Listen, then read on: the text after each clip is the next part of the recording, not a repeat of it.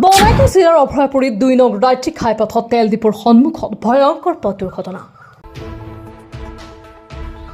AS01 AX3811 নম্বৰৰ চাৰিচকীয়া বাহন আৰু AS19T4461 নম্বৰৰ মটৰ চাইকেলৰ মুখামুখি সংঘৰ্ষৰ ফলত 2 বাইক আৰোহীৰ গুৰুতৰভাৱে আহত।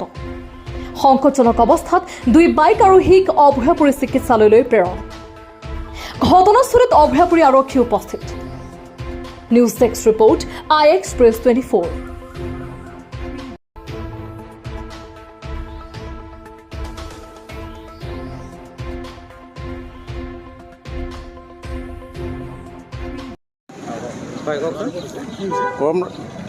বাইক দুটা ল'ৰা আছিল আমাৰ এটা নেনো কাৰত পুৰা খুন্দা লাগছে তাৰমানে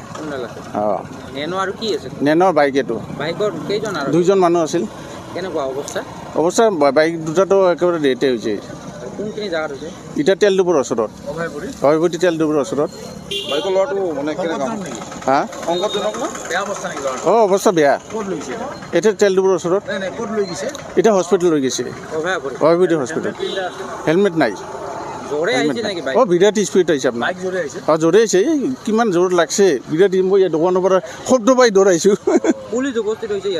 পুলিচ আহিছে উপস্থিত আছে। ঠিক আছে।